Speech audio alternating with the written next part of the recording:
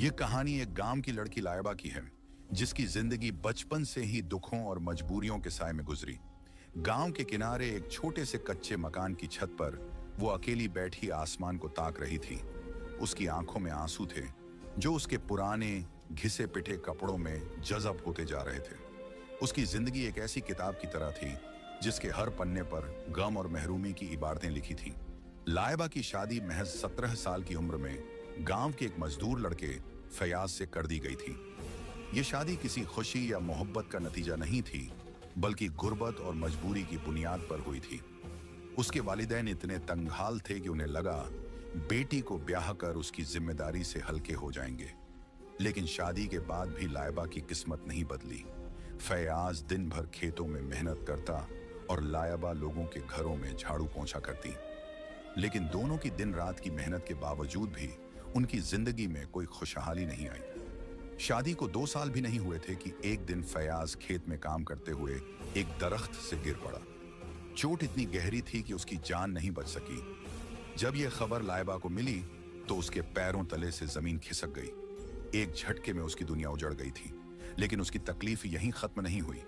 उसके माँ बाप, जो पहले ही उसे बोझ समझते थे, अब उसे सहारा देने के बजाय और भी बड़ा मसला मानने लगे। गांव के लोग ताने कसते, फुसफुसाते कि बेवा औरत का तो जीना ही मुश्किल होता है। लायबा का दिल छलनी हो गया था। अब उसकी जिंदगी और भी मुश्किल हो गई थी। दिन में लोगों के घरों में काम करती, कभी खेतों में फसल काटती, तो कभी लकड़ियां इकट्ठी करके बेचने की कोशिश करती। मेहनत के निशान उसके हाथों पर साफ दिखने लगे थे। चेहरे पर मुसीबतों की लकीरें उभर आई थीं। लेकिन उसकी मजबूरी का फायदा उठाने के लिए गांव के मर्द उसके इर्द गिर्द मंडराने लगे। लेकिन लायबा अपनी इज्जत बचाने के लिए हर कुर्बानी देने को तैयार थी। वो बस अपने रब से दुआ मांगती कि उसे इन अंधेरों से निकाल दे। उस रात भी वो खेतों से लकड़ियां काट कर लौटी थी। दिन भर की थकान उसके चेहरे पर साफ झलक रही थी। घर आकर उसने पानी का एक घूंट पिया और छत पर चली गई, ताकि चांदनी रात की ठंडी हवा में कुछ सुकून पा सके। आसमान की ओर देखते हुए वो अपने ख्यालों में गुम थी कि अचानक हवा का रुख बदलने लगा। रात की खामोशी में एक अजीब सी सरसराहट गूंजने लगी। लायबा चौकन्नी हो गई। उसने इधर उधर देखा, लेकिन कुछ नजर नहीं आया। उसका दिल तेजी से धड़कने लगा। वो नीचे उतरकर घर के दरवाजे को बंद करने लगी। लेकिन तभी उसे ऐसा महसूस हुआ जैसे कोई उसके आसपास मौजूद है। अचानक छत पर हल्की सी रोशनी नमूदार हुई। ये रोशनी आम चिराग या चांद की रोशनी से मुख्तलिफ थी। उसके साथ हवा में एक अजीब सी महक फैल गई, जैसे कोई गैर मामूली मखलूकन वहां मौजूद हो। लायबा का दिल खौफ से भर गया। उसने हिम्मत करके ऊपर देखा तो उसे कुछ साए नजर आए। वो इंसानों जैसे नहीं लग रहे थे। उनमें से एक शख्स सबसे गदावर था, जिसकी शक्ल साफ नहीं दिख रही थी, लेकिन उसकी आंखें रोशनी की तरह चमक रही थीं। लायबा के पांव ठिठक गए। वो धीरे धीरे पीछे हटने लगी, लेकिन वो पुरअसरार शख्स उसके करीब आ गया। डरो मत लायबा, उस शख्स ने नरम आवाज में कहा। मैं तुम्हें कोई नुकसान नहीं पहुंचाऊंगा। लायबा ने कांपते हुए पूछा, तुम कौन हो और मेरा नाम कैसे जानते हो? वो शख्स हल्की मुस्कान के साथ बोला, यह सवाल पूछने का वक्त नहीं है। बस इतना जान लो कि मैं तुम्हें यहां अकेला नहीं छोड़ सकता। लायबा के जिस्म से जैसे जान निकल गई। खौफ से उसका बदन बर्फ हो गया। फिर अचानक वो शख्स उसकी आंखों के सामने धुंधला होने लगा और उसके होंठ किसी दुआ को बुदबुदाने लगे। जैसे ही उसने फिजा में कुछ पढ़कर फूंका, लायबा को चक्कर आने लगे, सर घूमने लगा और फिर वो बेहोश होकर गिर पड़ी। सुबह जब उसकी आंख खुली तो वो अपने कमरे में थी। उसका पूरा जिस्म सुन्न पड़ चुका था। रात का हर मंजर उसकी आंखों के सामने घूमने लगा। वो खौफ और उलझन में थी। वो शख्स कौन था और कौन उसे यहां लाकर छोड़ गया था? एक दिन जब वह खेतों में काम कर रही थी, उसे एक छोटा सा बच्चा रोता हुआ नजर आया। उसकी हालत बेहद खराब थी और शायद वह अपने माँ बाप से बिछड़ गया था। उस बच्चे की हालत देखकर लायबा का दिल पिघल गया। उसने उसे अपने साथ ले जाकर खाना खिलाया। लेकिन वह बच्चा अजीब था।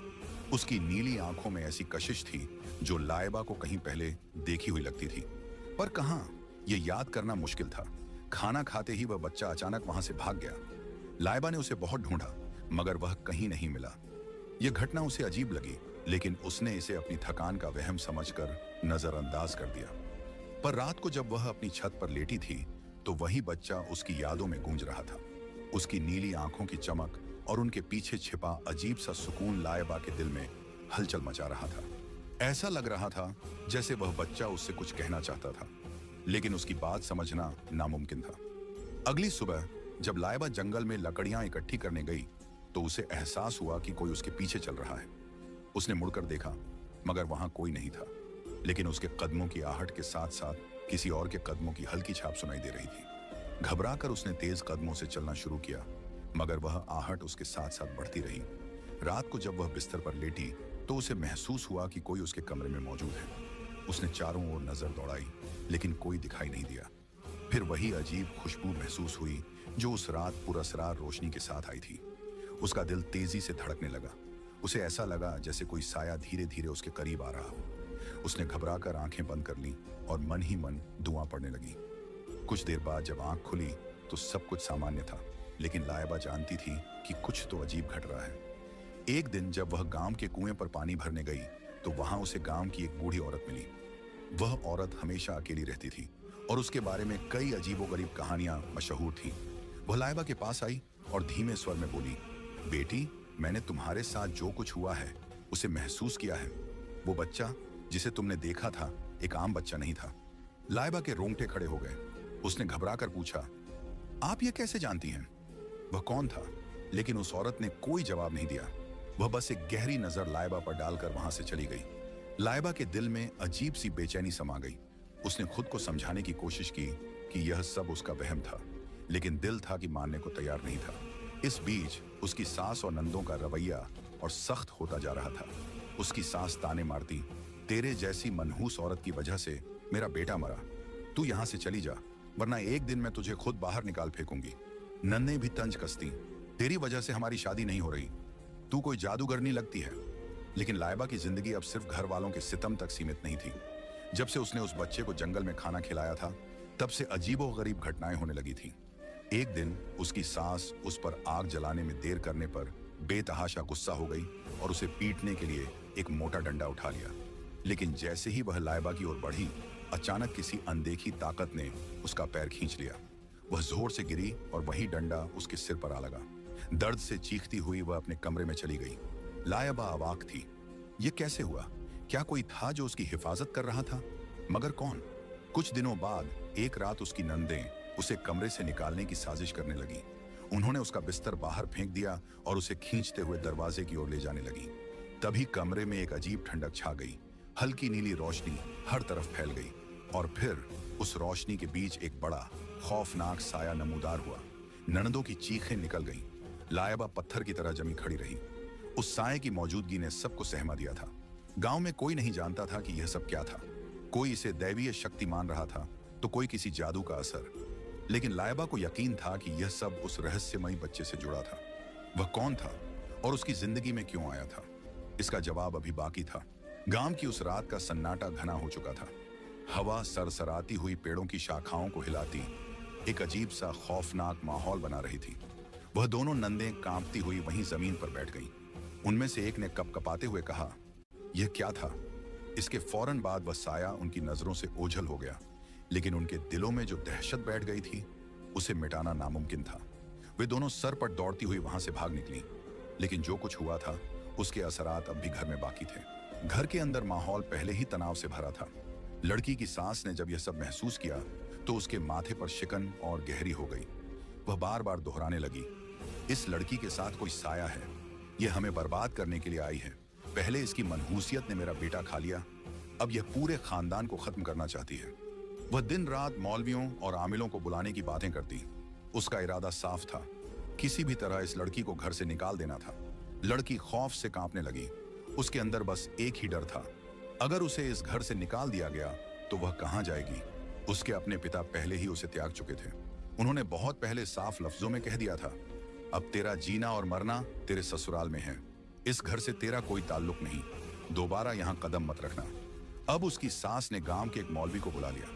मौलवी ने घर में दाखिल होते ही कहा, यह लड़की मनहूस है, इस पर किसी जिन्न का साया है, इससे जितनी जल्दी हो सके जान छुड़ा लो। बस फिर क्या था, उसकी सास ने फैसला कर लिया कि इसे घर से निकाल फेंकना है। और एक रात जब अंधेरा अपनी पूरी ताकत से गांव को ढक चुका था, लड़की को धक्के देकर घर से बाहर निकाल दिया गया। वह बहुत रोई, गिड़गिड़ाई, अम्मा मुझे मत निकालो, मेरे पास रहने के लिए कोई दूसरी जगह नहीं है। मगर उसकी सास के दिल में जरा भी रहम न आया। अब वह रात के अंधेरे में अकेली खड़ी थी। उसकी दुनिया पूरी तरह अंधेरी हो चुकी थी। दिल फट रहा था और आंखों से बेतहाशा आंसू बह रहे थे। अब कहां जाऊं? उसने खुद से पूछा। जिस घर में पैदा हुई वहां लौटने का कोई हक नहीं बचा था। ससुराल उसे मनहूस समझकर छोड़ चुका था। गांव की सुनसान गलियों में वह अकेली भटकती रही। चांदनी रात थी, मगर उसके दिल का अंधेरा इतना घना था कि चांदनी की रोशनी भी फीकी लग रही थी। थकान और डर के बावजूद वह चलती रही। कुछ दूर जाने के बाद उसे गांव के एक कोने में एक झोपड़ी से रोशनी झलकती दिखी। हिम्मत करके उसने दरवाजे पर दस्तक दी। अंदर से एक बूढ़ी औरत निकली। उसका चेहरा झुर्रियों से भरा था, मगर आंखों में एक अजीब तरह की नरमी थी। उसने लड़की को हैरत से देखा और पूछा, बेटी, इस वक्त यहाँ क्यों भटक रही हो? यह वक्त और यह जगह औरतों के लिए महफूज नहीं है। लड़की रोते हुए अपनी पूरी दास्तान सुना गई। बूढ़ी औरत उसकी बातें सुनकर दुखी हो गई। फिर उसने धीरे से कहा, यह दुनिया बहुत जालिम है बेटी, मगर अल्लाह किसी न किसी तरह रास्ता दिखाता है। आओ अंदर आ जाओ, तुम्हें कुछ दिन के लिए मेरे पास पनाह मिल सकती है। लड़की उसके साथ घर के अंदर चली गई। वहां सब कुछ सादा और पुराना था। एक कोने में चूल्हा जल रहा था और दीवार के साथ एक पुराना पलंग रखा था। बूढ़ी औरत ने उसे खाने के लिए रोटी और दाल दी। कई दिनों के भूखे पेट के लिए यह किसी नेमत से कम नहीं था। खाना खाकर लड़की बिस्तर पर लेटी, मगर उसे नींद नहीं आई। वह अपने ससुराल की बेरहमी और बूढ़ी औरत की नेकी के बारे में सोचती रही। सुबह होते ही लड़की ने बूढ़ी औरत से कहा, अम्मा, आपने मुझे पनाह दी, इसके लिए मैं आपकी शुक्रगुजार हूं, मगर मैं हमेशा आप पर बोझ नहीं बन सकती। मेरे लिए कोई नौकरी ढूंढ दें ताकि मैं अपने पैरों पर खड़ी हो सकूं। बूढ़ी औरत ने हमदर्दी से सिर हिलाया, फिर कुछ सोचकर बोली, गांव के करीब एक वीरान इलाका है। वहां एक बड़ी हवेली है, शायद वहां काम मिल जाए, लेकिन लोग वहां जाने से डरते हैं। लड़की ने पूछा, अम्मा, हवेली कैसी है? लोग वहां जाने से डरते क्यों हैं? बूढ़ी औरत ने गहरी सांस ली और कहा, बेटी, यह दुनिया जालिम भी है और पुरअसरार भी। हवेली के बारे में कई कहानियां मशहूर हैं। कुछ कहते हैं कि वहां आसब का साया है और कुछ कहते हैं कि वहां के मालिक अजीबो गरीब हैं। मगर अगर तुम्हें अपनी जिंदगी संवारनी है तो तुम्हें हिम्मत करनी होगी। अगली सुबह बूढ़ी औरत लड़की को उस वीरान इलाके तक ले गई। रास्ता सुनसान था। हवा पेड़ों की शाखों को झकझोर रही थी, जिससे अजीब खौफनाक आवाजें उठ रही थीं। दूर एक बड़ी और पुरानी हवेली नजर आई। चारों तरफ ऊंचे ऊंचे दरख्त थे। हवेली की दीवारें खस्ता हाल थीं, मगर उसकी शान अब भी झलकती थी। बूढ़ी औरत ने दरवाजे पर दस्तक दी। कुछ लम्हों बाद एक पुरानी मुलाजिम ने दरवाजा खोला। उसने अंदर बुलाया और कहा, मालिक ऊपर हैं, वे तुमसे बात करेंगे। हवेली के अंदर का मंजर और भी खौफनाक था। हर तरफ धूल थी, कमरे वीरान थे और दीवारों पर लगी तस्वीरों में अजीब सी आंखों वाले लोग नजर आ रहे थे। मालिक, एक दरमियानी उम्र का शख्स, एक बड़े कमरे में बैठा था। उसकी आंखों में एक अजीब सी कशिश थी। उसने कहा, तुम्हें यहाँ काम करना होगा, सफाई, खाना बनाना और हवेली का ख्याल रखना। लेकिन हवेली के कुछ हिस्सों में जाना मना होगा, खास तौर पर ऊपर की मंजिल पर। लड़की ने सिर हिला दिया। उसके पास कोई और रास्ता नहीं था, मगर उसे नहीं पता था कि यह हवेली, जिसे वह अपनी नई पनाह समझ रही थी, उससे कहीं ज्यादा खतरनाक थी जितना उसने सोचा था। एक रात जब वह अपने कमरे में सो रही थी तो अचानक उसकी आंख खुली। उसे महसूस हुआ कि दरवाजा धीरे धीरे खुद ब खुद खुल रहा है। पहले तो उसने सोचा कि शायद हवा के झोंके से होगा, लेकिन जब ध्यान दिया तो हवा का नामो निशान तक नहीं था। हिम्मत जुटाकर वह उठी और दरवाजा बंद कर दिया। लेकिन जैसे ही वह पलटी, उसकी नजर कमरे के कोने में पड़े एक साए पर पड़ी। वह साया बस कुछ पलों के लिए दिखा और फिर अंधेरे में गुम हो गया। यह देखकर उसके चेहरे का रंग उड़ गया।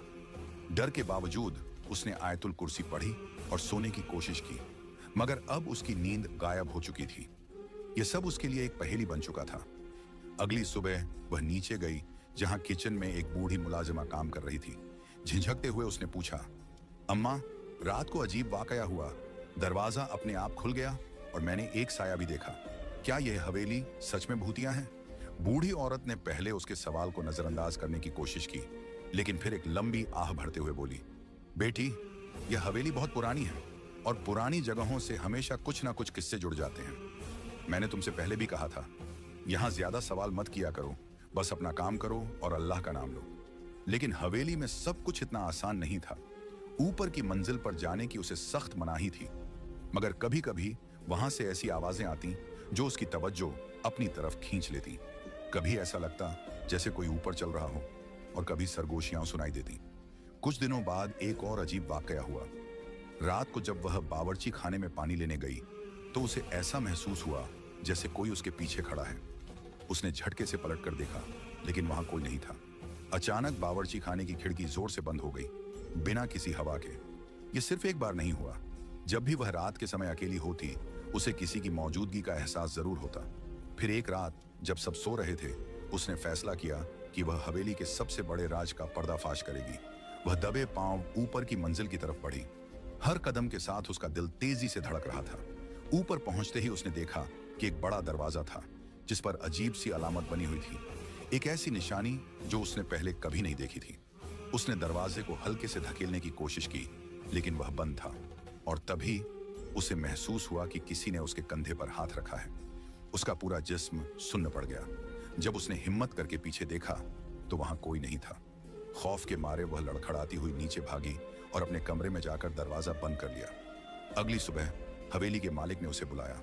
वह बेहद गंभीर नजर आ रहा था। उसने कहा, मैंने तुम्हें पहले ही मना किया था कि ऊपर मत जाना।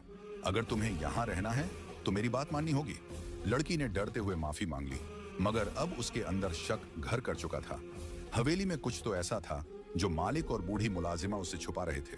रातें गुजरती रहीं, मगर हवेली की रहस्यमयी आवाजें, सरगोशियां और अजीब घटनाएं उसका पीछा नहीं छोड़ रही थी।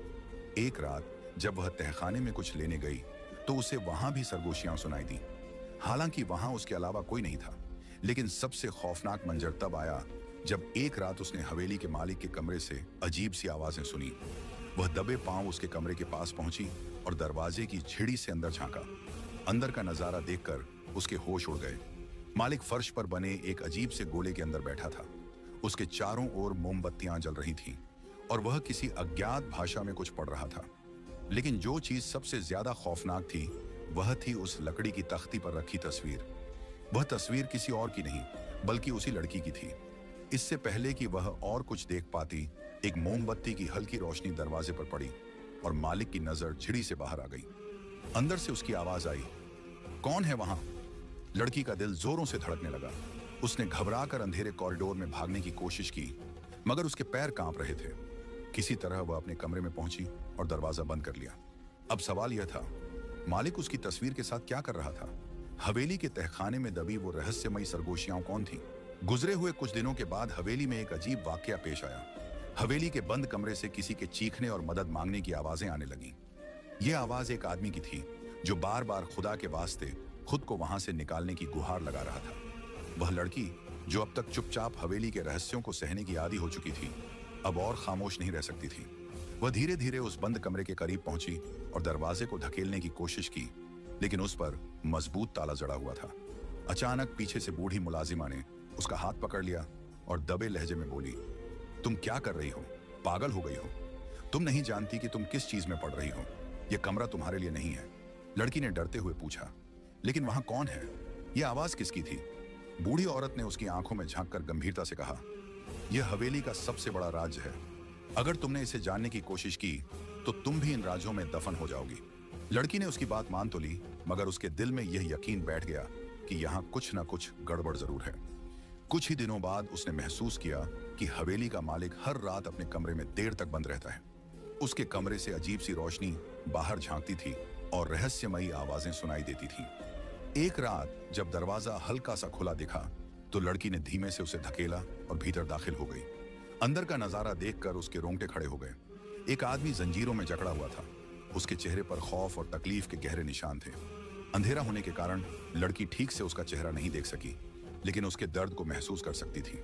उसने हिम्मत जुटाकर पूछा, तुम कौन हो और यहाँ क्या कर रहे हो? कैदी ने थकी हुई आवाज में जवाब दिया, मुझे यहाँ कैद कर दिया गया है। यह मालिक एक बेरहम और घिनौना इंसान है। वह हमें अपने मकसद के लिए इस्तेमाल करता है। वह लोगों की जिंदगियां खत्म करके अपनी ताकत बढ़ाता है।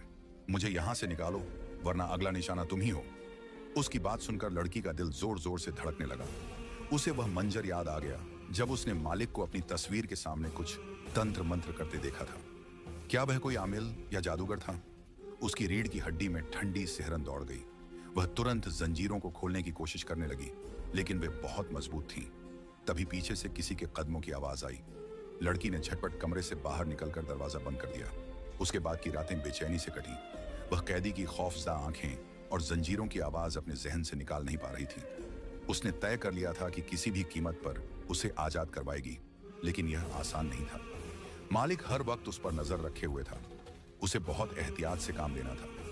उसने बूढ़ी मुलाजिमा को अपनी मदद के लिए राजी करने की कोशिश की, लेकिन डर के मारे उसने इनकार कर दिया। बेटी, मैं तुम्हारी मदद नहीं कर सकती, उसने कहा, लेकिन अगर सच में उसे बचाना चाहती हो तो तुम्हें मालिक के जादू का तोड़ करना होगा। जब तक उसका जादू कमजोर नहीं होगा, वह तुम्हें रोक लेगा। लड़की ने साहस जुटाकर पूछा, कैसे? बूढ़ी औरत ने बताया, इसके लिए तुम्हें मालिक के कमरे से ही शुरुआत करनी होगी। वहीं पर वह सारे घिनौने अमल करता है। एक रात जब मालिक हवेली से बाहर गया तो लड़की दोबारा उसके कमरे में दाखिल हुई। वहां अजीब सी बदबू थी। अलमारियों में कई किताबें रखी थीं, जिनमें अजीब और गरीब निशान बने हुए थे। कुछ चमकते हुए पत्थर भी थे, लेकिन सबसे खास चीज जो उसे दिखी वह थी एक चाबी। क्या यह वही चाबी है जिससे कैदी की जंजीरों को खोला जा सकता है? उसने खुद से सवाल किया। उसने तुरंत चाबी उठाई और जल्दी से वहां से निकलने लगी। तभी उसे महसूस हुआ जैसे कोई उसे देख रहा हो। उसने घबराकर पीछे मुड़कर देखा, लेकिन वहां कोई नहीं था। वह तेजी से अपने कमरे की ओर भागी।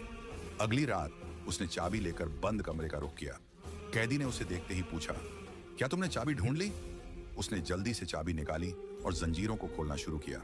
एक के बाद एक जंजीर खुलती चली गई। जैसे ही आखिरी जंजीर खुली, कैदी ने उसके हाथ थाम कर कहा, तुमने मेरी जिंदगी बचा ली। अभी तक लड़की ने उसका चेहरा ठीक से नहीं देखा था, लेकिन जब उसने कहा, तुमने पहले मेरे बच्चे की मदद की थी, अब मेरे ऊपर भी एहसान कर दिया, तो लड़की ठिठक गई। कौन सा बच्चा? उसने हैरत से पूछा। फिर अचानक उसे वह नीली आंखों वाला बच्चा याद आ गया, जो खाना खाते ही गायब हो गया था। क्या यह उसी की बात कर रहा था? उसकी उलझन अभी बाकी थी। तभी कैदी ने कहा, हमें जल्दी यहां से निकलना होगा। मालिक के चेलों को पता चल गया है कि तुमने मुझे आजाद कर दिया है। हवेली के पिछले हिस्से में एक खुफिया रास्ता था जो जंगल तक जाता था, लेकिन वहां तक पहुंचना आसान नहीं था। मालिक के चेले चारों ओर घूम रहे थे। सुरंग के अंदर अजीबोगरीब आवाजें गूंज रही थीं। लड़की ने डरते हुए पूछा, क्या कोई हमारा पीछा कर रहा है? कैदी ने कहा, यह मालिक की जादुई ताकतें हैं। वह हमें रोकने की हर मुमकिन कोशिश करेगा। जल्द ही मालिक का काला साया उनके सामने प्रकट हो गया। उसने गुस्से से चीख कर कहा, तुम मुझे नहीं रोक सकते। कैदी ने अपनी ताकतों का इस्तेमाल किया और मालिक की शक्ति धीरे धीरे खत्म होने लगी। कुछ ही देर में वह तड़पते हुए जलकर राख बन गया। उसके तमाम काले साए धुएं की तरह हवा में उड़ गए। इसके बाद कैदी, जो कि वास्तव में एक जिन्न था, ने लड़की से उसके साथ रहने की गुजारिश की। डर और खौफ के बाद अब लड़की के दिल में एक नई जिंदगी की उम्मीद जाग चुकी थी। उसने हामी भर दी। दोनों ने एक गांव में जाकर सुकून की जिंदगी बिताने का फैसला किया। कुछ समय बाद लड़की को एहसास हुआ कि वह मां बनने वाली है। यह खुशी उसकी जिंदगी का सबसे हसीन मोड़ था। अब उसकी हर सुबह मोहब्बत और सुकून से भरी हुई थी और वह हर दिन अपनी नई जिंदगी की नेमतों का शुक्र अदा करती थी।